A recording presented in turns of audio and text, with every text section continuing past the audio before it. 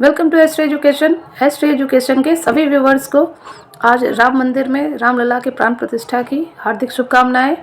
अब तक class 10th के बिहार बोर्ड के मैंने आपदा प्रबंधन के 7 प्रश्नों को डिस्कस किया था पिछले वीडियो में। अगर आपने नहीं देखा है तो आप प्लेलिस्ट में जाइए, आपको आपदा प्रबंधन सहित इतिहास, भूगोल, सारे विषयों के लघुत्तरीय प्रश्न मिल जाएंगे। आज शेष बचे 8 प्रश्नों को डिस्कस करेंगे, तो चलिए शुरू करते हैं वीडियो। 8वां प्रश्न है, आपदा के किन्हीं 2 प्रकारों का उल्लेख करें। तो आपदा मुख्यतः 2 प्रकार के होते हैं। एक है कहलाता है प्राकृतिक आपदा, यानी जो प्रकृति में अपने आप घटित होती है उसे, जैसे भूकंप, बाढ़, सूखा, भूस्खलन, चक्रवात, सुनामी, इस तरह जो कि अचानक बिना बताए जो आपदा आती है वो प्राकृतिक आपदा है। दूसरा है मानव निर्मित आपदा या मानव जनित आपदा, यानी कि मनुष्य के अपने कारण से जो आपदा आती है वो मानव निर्मित आपदा कहलाती है। जैसे आतंकवाद, विभिन्न तरह की सड़क दुर्घटनाएं, आग लगना, युद्ध जैसी स्थिति, बम विस्फोट, इस तरह की जो स्थिति बनती है वो मानव निर्मित आपदा के अंतर्गत आती है। अगला प्रश्न है, बाढ़ से होने वाले किन्हीं 2 क्षतियों का उल्लेख करें। तो बाढ़ एक प्राकृतिक आपदा है और बाढ़ से काफ़ी सारी जो है हानियाँ होती हैं। तो बाढ़ से होने वाली हानियाँ या क्षतियाँ निम्नलिखित है। पहला कारण देंगे अपार जान माल की हानि। अचानक जब बाढ़ आता है तो उसमें बह के बहुत सारे लोगों की मृत्यु हो जाती है, यहाँ तक कि जानवरों की मृत्यु हो जाती है, फसलें बर्बाद हो जाती है, भोजन और स्वच्छ पेयजल की कमी हो जाती है, संक्रमण फैलने का खतरा होता है। तो 2 क्षतियों का जिक्र करने को कहा है, तो मैंने यहाँ 3-4 डिस्कस कर दिया है, आप 2 उसमें से लिख सकते हैं।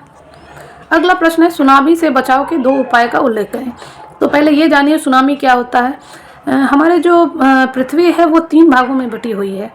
तो बीच के भाग में ना जो प्रेशर है उसकी वजह से, दबाव और तापमान के कारण क्या होता है, पिघले हुए अवस्था में वहाँ पे एक लहर उठता रहता है पिघले हुए खनिजों का। और वही जब जिस जगह पे धरातल थोड़ा पतला होता है उस जगह पे जब वो कंपन बाहर की ओर आता है तो स्थल पे वो भूकंप कहलाता है, और जब समुद्र या महासागर में आता है तो वो सुनामी कहलाता है। तो प्रश्न है, सुनामी से बचाव के 2 उपाय लिखे। तो सुनामी से बचाव के 2 उपाय निम्नलिखित हैं। पहला, समुद्र के तटवर्ती क्षेत्र में कंक्रीट वाला तटबंध बनाना। लेकिन कई बार क्या है, समुद्र का जो तटवर्ती क्षेत्र है काफ़ी लंबा है और बालू वाला क्षेत्र होता है, तो तटबंध बनाने में मुश्किल आती है। तो दूसरा है, तटबंध के किनारे सघन मैंग्रोव वनस्पति लगाना, ताकि वहाँ की जो है मिट्टी, वो जो है जड़, जो मैंग्रोव जो ये पौधे, वो उसको जो है पकड़ के रखेंगे, जिससे भूस्खलन का जो है और वो कमी आएगा और सुनामी से वो पेड़ पौधे रक्षा कर सकेंगे तटवर्ती इलाके के लोगों को। तीसरा है, मकानों का निर्माण समुद्र तट से दूर ऊंचाई पर करना। ये सबसे ज़्यादा ज़रूरी है कि आप समुद्र तट से कुछ किलोमीटर दूर और थोड़े ऊंचाई पर अपने मकान का निर्माण करें, ताकि जो ऊंची ऊंची लहरें हैं वहाँ तक जल्दी नहीं पहुँच पाए। अगला प्रश्न है, भूकंप क्या है और इससे बचाव के कोई 2 उपाय का उल्लेख करें। तो हमारे तो जितने लोग हैं सब ने कभी ना कभी भूकंप का अनुभव किया होगा। पृथ्वी के अंदर होने वाली भूगर्भीय हलचलों के परिणाम स्वरूप पृथ्वी के सतह पर उत्पन्न कंपन को भूकंप कहते हैं, और इससे जान माल की काफ़ी क्षति होती है। इससे बचाव के 2 उपाय निम्नलिखित हैं। पहला तो है कि जो भी मकान बनाया जाए वो भूकंप रोधी भवनों का निर्माण करना, ताकि अगर इस तरह का कंपन हो तो हमारे घरों को किसी तरह का नुकसान ना हो। दूसरा है, सुरक्षा के लिए जन जागरूकता लाना, यानी कि पब्लिक को इसके लिए अलर्ट करना। जैसे भारत को अलग अलग जो है कई जोनों में बांटा गया है कि जो सबसे खतरनाक भूकंप जोन है या कम है या मीडियम है, तो इस जगह पे लोगों के अंदर जागरूकता कि अगर भूकंप आता है तो हमें क्या बचने का उपाय करना चाहिए। और तीसरा है, भूकंप लेखी यंत्र की स्थापना करना, यानी हर जगह, हर जिले में या 2-3 जिले मिला के एक मॉनिटरिंग कक्ष रखना, जहाँ पे ये पता चले कि जो पी तरंग है उसी के माध्यम से पता चल जाए कि किस जगह पे ज़्यादा जो है भूकंप आने की संभावना है। अगला प्रश्न है, नागरिक सुरक्षा के क्या उद्देश्य हो सकते हैं।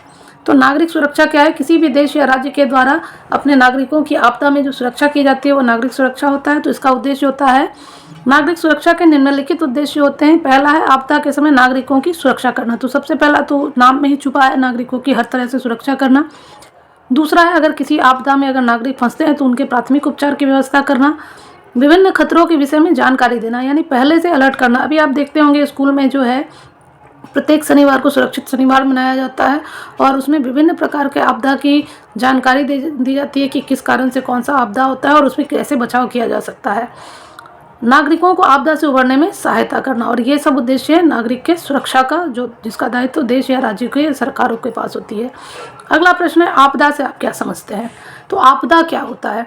तो प्रकृति की सुचारू व्यवस्था में ही अकारण व्यवधान को आपदा कहते हैं।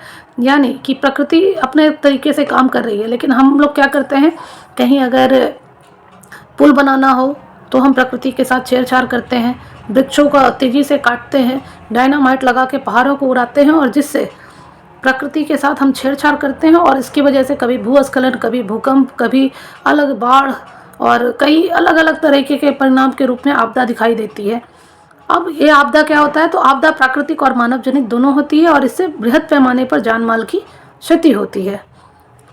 14वां प्रश्न है, सूखे की स्थिति को परिभाषित करें। तो वर्षा की अत्यधिक कमी के कारण जो समस्या उत्पन्न हो जाती है उसे ही सूखा कहा जाता है, जिसको सुखाड़ भी हम लोग कहते हैं आम बोलचाल के भाषा में।